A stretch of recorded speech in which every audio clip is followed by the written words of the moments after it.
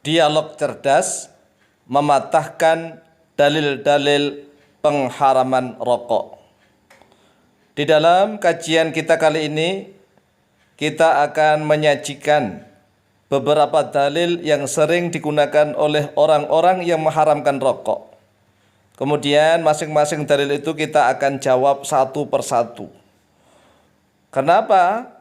Karena rokok itu tidak ada nas, tidak ada dalil di dalam Al-Quran maupun di dalam hadis-hadisnya Rasulullah SAW.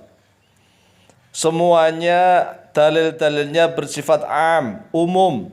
Tidak ada dalil yang bersifat khas atau khusus. Semuanya hasil ijtihad murni. Ijtihad murni dari kesungguh-sungguhan mereka dalam istinbatul hukmi. Tetapi karena kurang kehati-hatian, maka jangan sampai kita mengharamkan sesuatu yang Allah halalkan. Kalau kita mengharamkan sesuatu yang Allah halalkan, maka khawatirnya nanti akan seperti Bani Israel.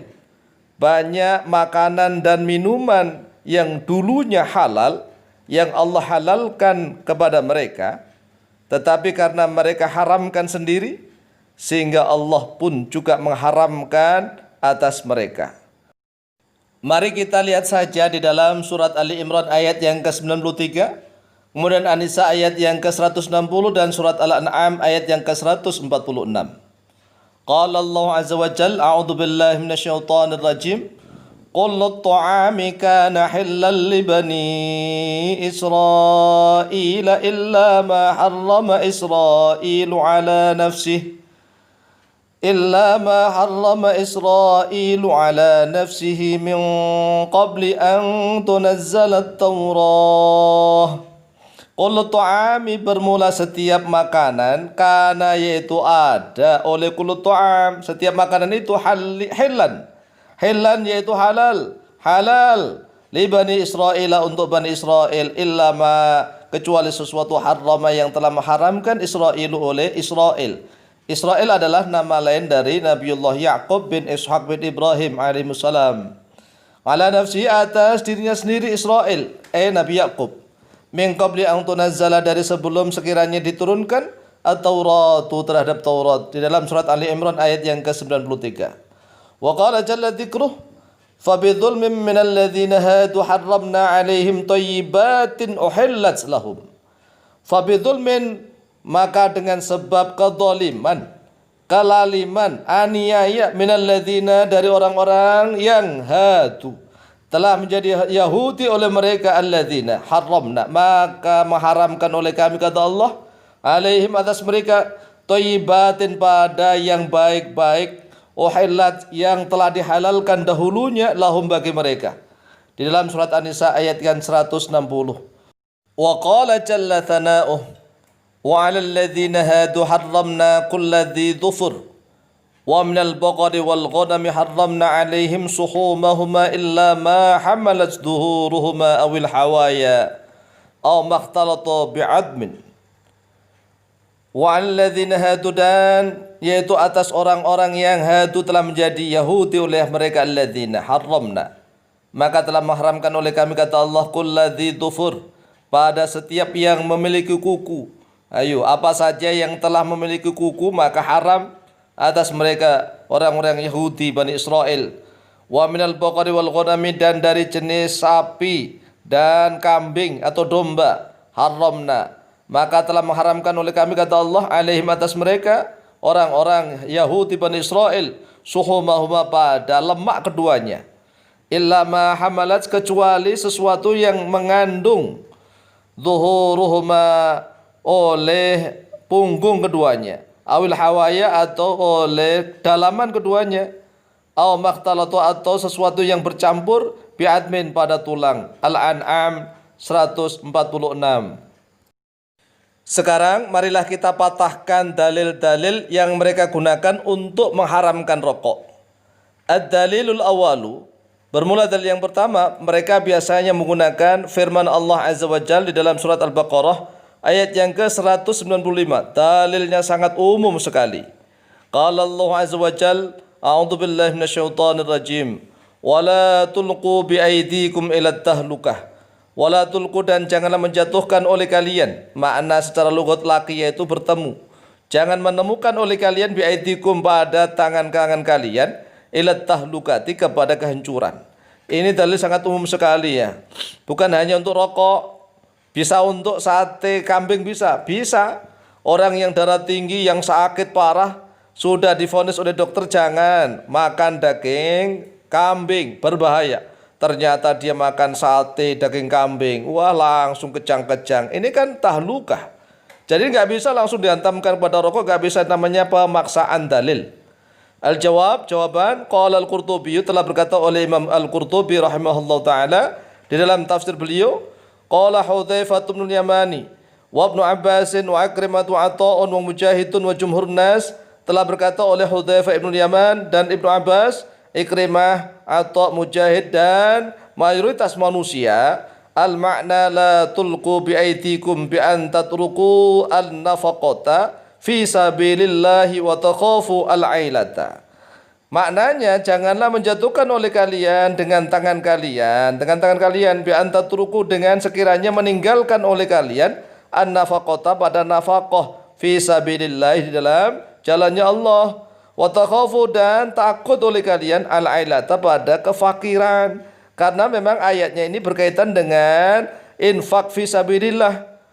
Kan ayatnya berbunyi wa anfiqu fi sabilillahi wa la tulqu bi aidikum ila tahlukah wa ahsinu innallaha yuhibbul muhsinin. Di dalam surat Al-Baqarah ayat yang ke-195. Jadi dalil istidlal, menarik dalil dengan menggunakan surat Al-Baqarah ayat yang ke-195 yang dipakai untuk mengharamkan rokok, ini adalah pemaksaan dalil, menggunakan dalil yang tidak pada tempatnya. Ingat, tidak ada jenis tumbuh-tumbuhan atau tanam-tanaman yang diharamkan di dalam Al-Quran maupun di dalam hadis-hadis Nabi SAW. Cari saja. Mana ada sih jenis tumbuh-tumbuhan, makanan yang dari jenis nabati yang diharamkan oleh Allah maupun oleh Rasulullah SAW.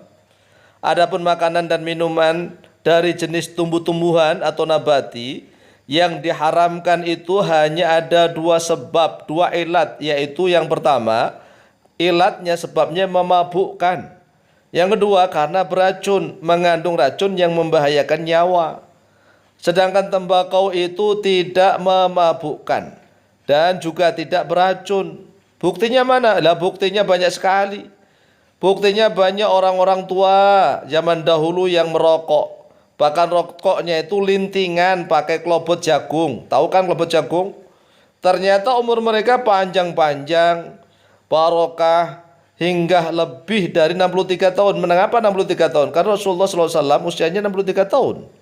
Lebih dari 63 tahun berarti kan udah panjang sekali yang sudah memiliki bonus usia. Bahkan banyak yang usianya lebih dari 80 tahun. Lah kok dikatakan rokok itu membunuh siapa? Ya, jadi dalil bahwa rokok itu membahayakan atau bahkan rokok itu membunuhmu adalah batil, diada-adakan, mengada-ada, ngarang itu namanya. Itu hanya tendensi ingin menghancurkan perekonomian di Indonesia. Karena Indonesia ini kan banyak pabrik rokok, biaya cukainya dari rokok sangat besar sekali. Banyak petani-petani tembakau, banyak pabrik-pabrik rokok itu menyerap karyawan, sehingga mereka ingin menghancurkan perekonomian di Indonesia dengan cara apa? Ya mohon maaf, ya makailah tangannya MUI yang ilmunya tidak mendalam itu. Mereka terpedaya oleh orang-orang yang ada di Arab Saudi. Orang-orang Wahabi itu langsung mereka ngotot sekali rokok itu haram dengan menggunakan dalil yang diperkosa dan dipaksakan. Tetapi juga anehnya ada beberapa ulama dari Ahlus Sunnah wal Jamaah Asy'ariyah Maturidiyah yang bermadzhab Syafi'i. Mereka juga ikut-ikutan. Ya karena tidak ditelaah, tidak diteliti dengan mendalam. Sehingga ikut-ikutan saja mengharamkan rokok yang Allah dan Rasulullah tidak mengharamkannya. Ini dalil pertama mereka sudah batil. Ya karena memang tendensi ingin perekonomian Indonesia hancur. Ya lihat sajalah, walaupun olahraga itu ya sponsornya rokok, apapun disponsori oleh rokok.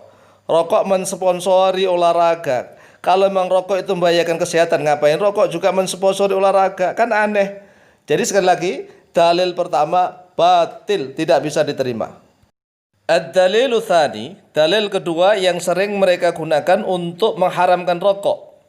Qaulu ta'ala, yaitu firman-Nya Allah Ta'ala, a'udzubillahi minasyaitonir rajim, alladzina yattabi'una ar-rasulan nabiyyal ummi, ila qauli ta'ala, wa yuhillu lahumut thayyibati wa yuharrimu 'alaihimul khaba'ith.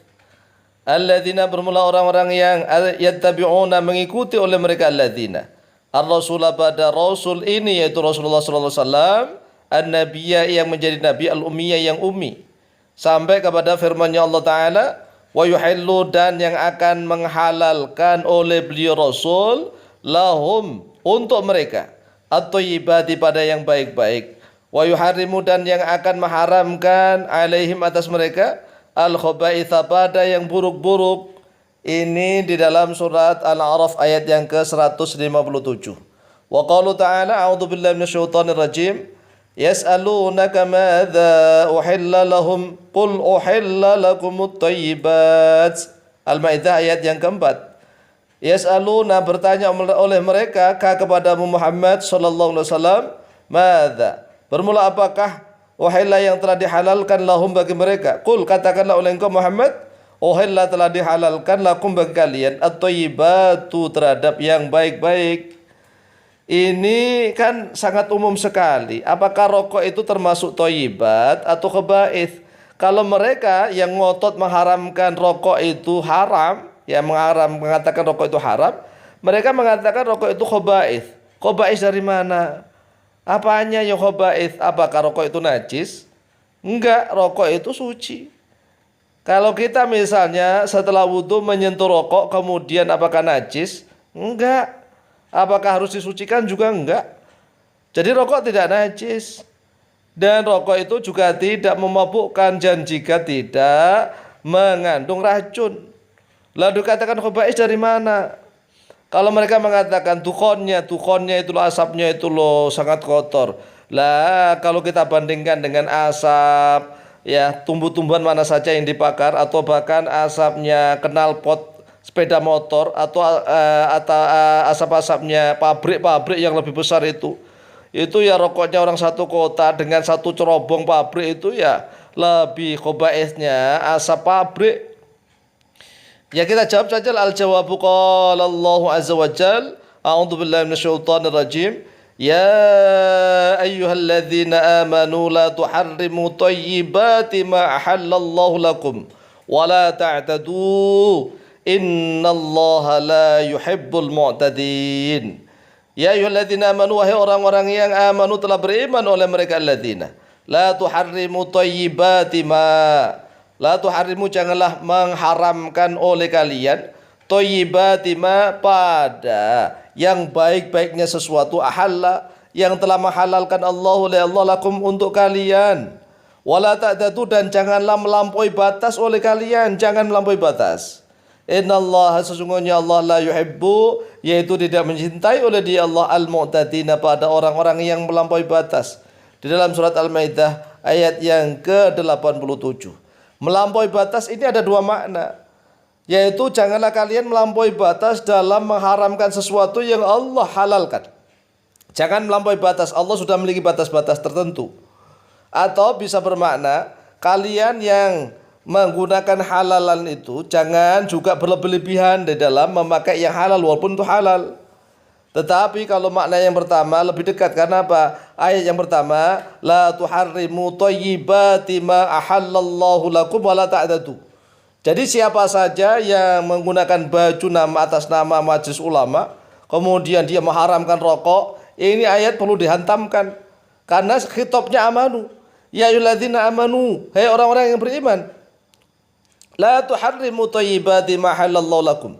Janganlah kalian sekali-sekali mengharamkan yang baik-baiknya sesuatu yang Allah telah halalkan untuk kalian. Wala ta'tadu, dan janganlah kalian melampaui batas. Innallaha la yuhibbul mu'tadin. Sesungguhnya Allah tidak mencintai oleh Allah al-mu'tadina, pada orang-orang yang melampaui batas. Di dalam surat Al-Maidah ayat yang ke-87. Kemudian marilah kita perkuat dengan hadis. Wa an Abi Tha'labah Dan diriwayatkan dari Abu Tha'labah Al-Khushani yang berbangsa Khushani radhiyallahu anhu, semoga meridai Allah oleh Allah anhu padanya Abu Tha'labah. Qala Allah berkata oleh beliau, qala Rasulullah sallallahu alaihi wasallam, telah bersabda oleh Rasulullah sallallahu alaihi wasallam, inna Allah ta'ala farada faraidha fala tudai'uha. Inna Allah, sesungguhnya Allah Ta'ala yang maha suci, maha tinggi oleh dia Allah, farada, yaitu telah memfardukan oleh dia Allah faraidha, pada beberapa kefarduan. Fala tudai'u, maka janganlah menyia-nyiakan oleh kalian ha, pada faraid. Wahadda, dan telah menetapkan, membuat batas oleh dia Allah, hududan, pada beberapa batas. Fala ta'dadu, maka janganlah melampaui batas oleh kalian, jangan melampaui oleh kalian ha, pada hudud. Waharrama, dan telah mengharamkan oleh dia Allah asya'a, pada beberapa sesuatu. Fala tantahiku, maka janganlah melanggar oleh kalian ha, pada asya. Wasakata, dan telah mendiamkan oleh Allah, telah diam an asya'a, dari beberapa sesuatu. Rahmatan, dalam keadaan rahmat, kasih sayang. Di dalam satu riwayat rukhsatan, sebagai keringanan. Lakum, bagi kalian. Ghairan nisyanin, tidak karena lupa, tidak. Fala tabhathu, maka janganlah membahas oleh kalian anha, daripada asya yang Allah telah mendiamkan. Rokok ini adalah salah satu yang telah didiamkan oleh Allah dan Rasulullah. Fala tabhathu anha, maka janganlah membahas oleh kalian, akan menjadikan haram, apalagi mengharamkan sesuatu yang tidak ada nasoreh dari Al-Quran maupun dari hadis-hadisnya Rasulullah. Sangat berbahaya. Ini sangat berkaitan dengan keimanan kita.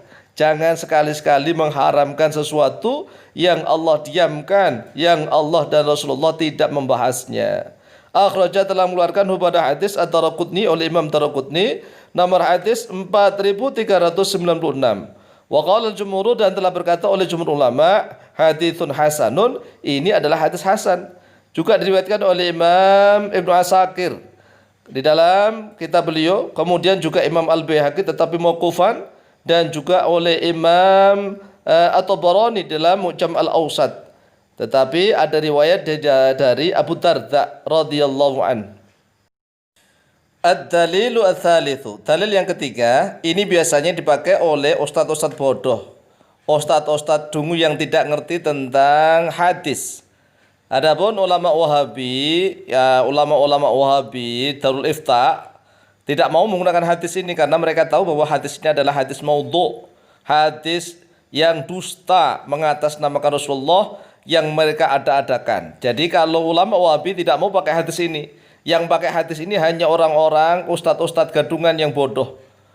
Istadallu bihaditsin maudhu'in batilin. Qila, dikatakan begini, ya Abu Hurairah, ya Abu Hurairah, ya'ti qawamun, ya'ti akan datang aqwamun oleh beberapa kaum fi akhir zaman, di dalam akhir zaman, yudawimuna, yang melanggengkan oleh mereka ala hadza, atas ini ad-dukhani, wujudnya dukhan, asap. Wahum, bermula mereka dalam keadaan yaquluna, yaitu berkata oleh mereka, nahnu min ummati Muhammadin, nahnu, bermula kami, min ummati Muhammadin, yaitu dari umatnya Muhammad. Walaisu, dan tidaklah oleh mereka, min ummati, dari umatku. Ini hadis disandarkan kepada Rasulullah melalui jalur Abu Hurairah. Mereka ini sangat kejam, ya, hanya kepingin mengatakan bahwa rokok itu haram. Mereka membuat-buat, mengada-adakan hadis palsu, hadis dusta atas nama Rasulullah SAW. Kemudian mereka mengatakan begini, wala aqulu lahum ummatun, dan tidak berkata oleh saya, mereka sandarkan kepada Rasulullah ini, lahum, kepada mereka, ummatun, suatu umat. Lakinnahum, akan tetapi mereka minal awami, yaitu dari orang-orang awam, kata mereka. Ya Allah, qala Abu Hurairah, telah berkata oleh Abu Hurairah, ini hadis dusta, ini bohong. Mereka bikin cerita seperti ini bohong, ini redaksinya aja sudah ketahuan. Wa sa'altu, dan bertanya oleh saya, kata Abu Hurairah, kata ini hadis ini loh ya, hu, kepada Rasulullah SAW, kaifa nabata, ini kan redaksinya ada redaksi kayak anak-anak. Jadi ciri-ciri hadis yang sahih, yang hasan itu redaksinya tidak seperti ini. Bagi orang yang tahu tentang susunan bahasa Arab yang fasahah, ini sudah tahu ini hadis maudhu' ini. Belum lagi kalau diteliti tentang sanadnya, dari sanad mana ini, nggak ada jalurnya ini. Kaifa nabata? Bagaimana tumbuh? Qala, telah berkata nabata min bauli iblisa. Telah tumbuh oleh dia min bauli iblisa, yaitu dari kencingnya iblis. Ini kan ngawur sekali redaksinya itu loh. Nabata tukhon mungkin atau tambahkan begitu. Nabata ini failnya apa? Huwa dia pada tukhon. Masa tukhonnya itu bisa tumbuh. Dikatakan min bauli iblis. Fal yastawi, maka apakah sama al imanu oleh keimanan fi qalbi man, di dalam hatinya orang syaribe yang telah minum atau menghisap baula syaitani. Yang tadi mengatakan iblis, ini mengatakan baula syaitani pada kencingnya setan. Walu ina, dan dilaknat man terhadap orang gharasaha yang telah menanamnya, wa naqalah, dan memindahnya, wa ba'adan yang telah menjual belinya. Kemudian disandarkan lagi qala alaihi wasallam, yudkhiluhumullahu nara, memasukkan pada mereka Allah an-nar, pada neraka. Ini kan redaksi yang kurang ajar ini. Hadis gak ada, hadis sahih yang bentuknya seperti itu gak ada. Wa inna, ada sungguhnya dia syajaratun, yaitu pohon khabithatun yang buruk. Ini hadis ciri-ciri redaksi ya, matanya saja, kalimatnya saja ini sudah tahu kalau ini adalah hadis maudhu', hadis palsu, dusta atas nama Rasulullah sallallahu alaihi wasallam. Naudzubillah min dzalik. Ya, kata Rasulullah, man kadzaba alayya muta'ammidan falyatabawwa' maq'adahu minan nar. Ini adalah hadis maudhu', batil, yang tidak bisa digunakan.